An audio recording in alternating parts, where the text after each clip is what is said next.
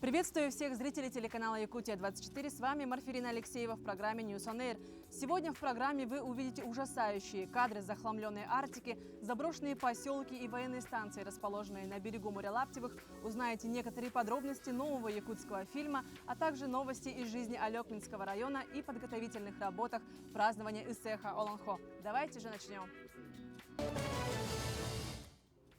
Я не понаслышке знаю о том, как захламлена Арктика. И это не только металлолом, это целые заброшенные поселки, военные станции и причалы с заржавевшими кораблями. Вчера было официально заявлено о продолжении реализации федерального экологического проекта «Чистая Арктика». Напомним, проект официально стартовал в августе прошлого года в поселке Тикси. Тогда было вывезено порядка 300 тонн металлолома. В этом году определено 3 локации. Это поселки Батагай, Усть-Куйга и Тикси. А теперь я хочу наглядно показать все те ужасающие места. Места, где красивейшая природа тоннами завалена различными отходами. По всей трассе Северного морского пути все полярные поселки и острова захламлены металлоломом. Это тысячи и даже миллионы бочек, цистерн, заброшенных суден, развалившихся домов. Повсюду завалы советского наследия, продукты прошлой хозяйственной деятельности. Тикси – столица арктической Якутии, морские ворота республики, бескрайняя тундра и показатель халатности человека.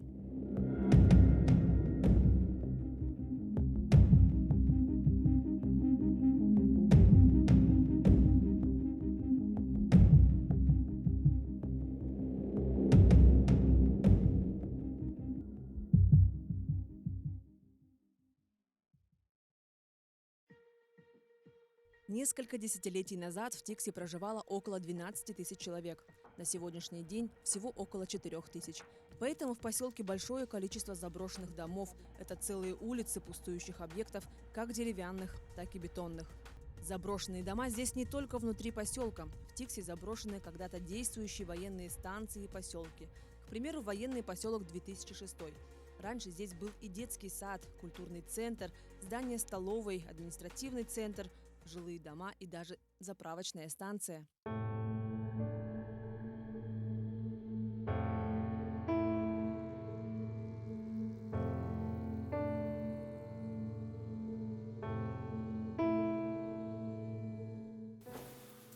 Вот тут остатки унитаза стоят. И ванна там тоже сохранилась. Целая она еще. Чугунная. Тяжелая, СССРовская.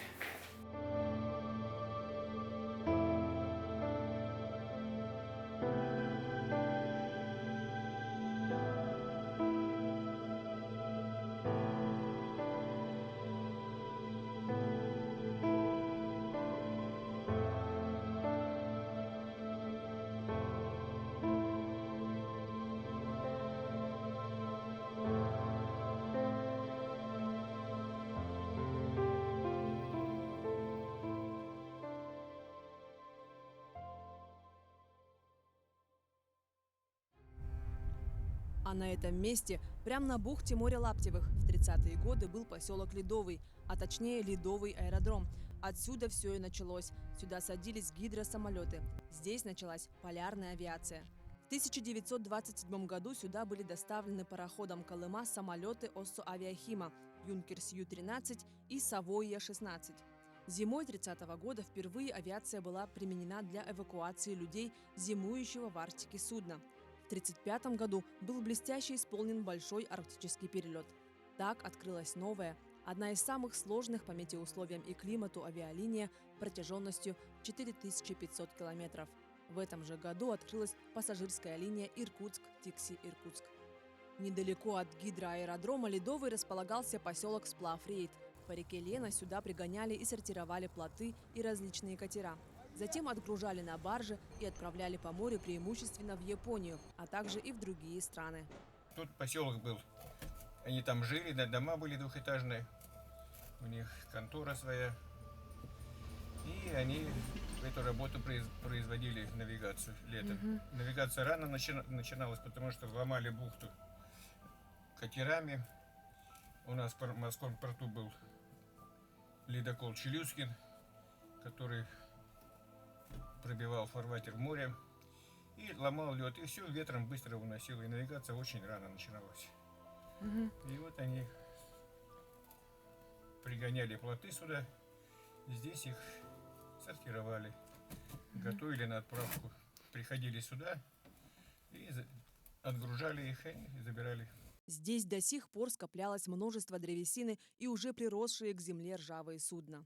Полярная станция, пожалуй, одна единственная, которая успешно действует в поселке до сих пор. Рядом от полярной станции располагается Согинское буроугольное месторождение. В 1943 году здесь был организован угольный рудник «Тиксиуголь». Углем отапливались не только жилые помещения Тикси, но и работала электростанция. В последующем действовала шахта Сога. Здесь располагался отдельный поселок. В 1976 году поселок был закрыт. Арктика будет очищаться, и это очень радует. Отрадно, что остальная часть Якутии процветает с каждым годом все активнее. Вчера я рассказывала о национальном празднике Исэх и то, что в этом году Исэх-Олонхо пройдет в Верхневилюйском районе. Теперь предлагаю ознакомиться с тем, как протекают подготовительные работы. С утра до вечера в местности Тюгяхтей слышно шум инструментов, работает грузовая техника. При входе на территорию заканчивается стройка якутских балаганов. Там 21 слег должен будет принимать гостей из других районов. А в соседней местности Кырбыюета воздвигает самый большой балаган. Субподрядчиком Уран-дизайн студии работает бригада предпринимателя Михаила Егорова. Внутренняя работа, отделка, все по традиционному будет. И отопление. Отопление это электрическое будет. И вот все материалы пока везут, и другие материалы по навигации будут. Строительство центральной местности тоже почти готово. Одной из самых важных построек – это Ал-Лукмас. В конечном итоге она должна выглядеть как настоящее дерево. Кора сделана из стекловолокна, будут даже листья, а украсят все прожектора по 8 штук на каждой ветке. Еще одним нововведением является набережная, чтобы гостям было удобно отдыхать и наслаждаться видом реки Вилюй. Где-то сейчас стройготовность 80-90% имеем. Но вот на оставшееся время, считай, у нас осталось почти месяц по контракту. Последние объекты должны быть завершены 15 июня.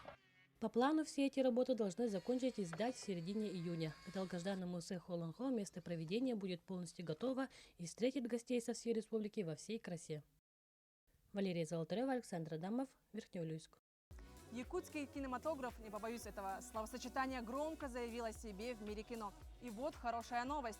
Авторы проекта Михаил Лукачевский и Семен Аманатов выиграли грант Росмолодежи, а это более 1 000 000 рублей на завершение съемок фильма «Там, где танцуют стерхи». Картина о доброте, заботе и о любви с глубоким смыслом. Продолжит Валерия Наумова. Фильм по мотивам автобиографической повести Ивана Дьячковского «Бег за радугой» был снят в августе 2021 года в Амгинском районе. Всего на съемки создатели картины потратили чуть больше месяца. В актерский состав вошли и дети. Так, исполнителю главной роли на момент съемок было 8 лет. К отбору актеров создатели картины подошли ответственно. Фактор то, что в основном у нас дети играют. И перед съемками мы 2 недели сделали такой лагерь, детский актерский лагерь. Это было в Амге, в клубе. Вот. И руководителем был назначен Антон Батаков. Это актер театра ТЮЗ из Якутска. Вот. Человек уже опытный именно в работе с детьми. Вот. И тем самым благодаря ему дети уже были подготовленные.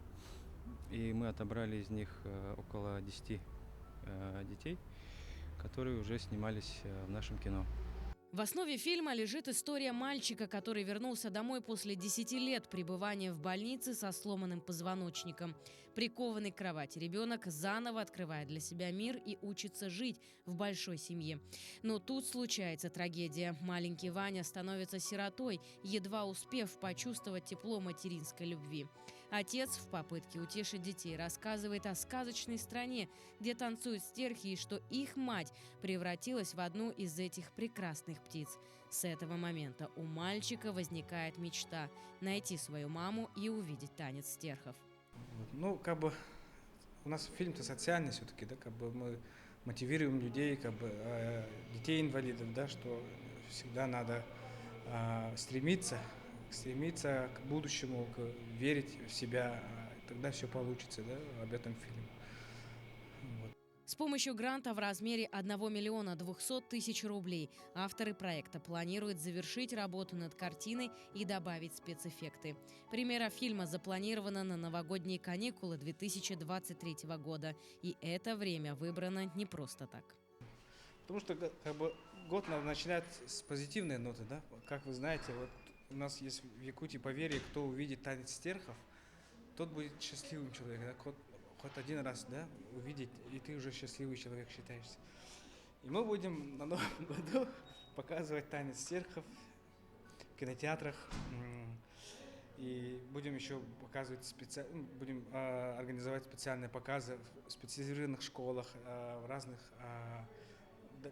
районах, там, да, в интернатах.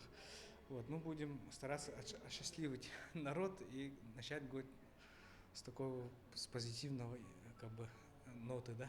Стоит отметить, что картина будет сопровождаться сурдопереводом и в планах сделать тифлокомментарий. Валерия Наумова, Павел Пахомов, Якутск. Ну а теперь я предлагаю посмотреть то, как поживает и возобновляет давнюю традицию якутяне в селе Алекминского района. Доброй традицией стало в Алекминском районе выделять весной один день – праздник первой борозды. Начало свое он берет из истории, для сельчан близок сутью – земля-матушка. Это праздник труда, скорее всего. Для сельчан это имеет большое значение. Это как бы возрождение, начало новой жизни. Зерно – это же начало новой жизни. От этого дня зависит день, год кормит называется, да, на селе. От этого дня очень много зависит. В этом году впервые гостями праздника стали студенты Алекминского техникума. У нас обучается 3 года 10 месяцев, потому что они поступают на базе 9 классов, на базе 11 пока такой специальности нету. Ну, я думаю, что да, 90% деревенские, которые однозначно остаются. Если даже половина этих ребят придет работать на землю, это будет огромным плюсом. Кстати, для некоторых это выбор осознанный. Я как бы всю жизнь прожил в деревне и как бы знаю это все. Работал с техникой. Помогаешь кому-то? Да. Вот самое прикольное, то, что работать там, заниматься с техникой. Да. У Василия Геннадьевича наступает горячая пора. Но этих дней он всегда ждет, настолько прикипел сердцем. Очень хорошее настроение. Ну, погода позволяет пока. Ну, лето, говорят, жаркое будет. Опять так же. Ну, вся начало, вот та неделя, ну, эта неделя и та неделя. Маленько дожди, но потом уже все. Жаркая погода. В этом году работы хватит всем, улыбается Лена Григорьевна. Планы грандиозны. В этом году у нас планы зерновые 225 гектар, больше, чем в прошлом году. Ну и кормовые 700 гектар. Какие земли у вас будут задействованы в этом году? Те площади, которые были раньше, или те, которые обновленные? Нет, обновленные. У нас много полей уже в Венкюрском отделении, ну, как в Мальджигарском. Елена Фаст, Максим Копылов, Алекминск. На этом наш выпуск подошел к концу. Смотрите News on Air по будням в 11 и 17 часов. До новых встреч в эфире.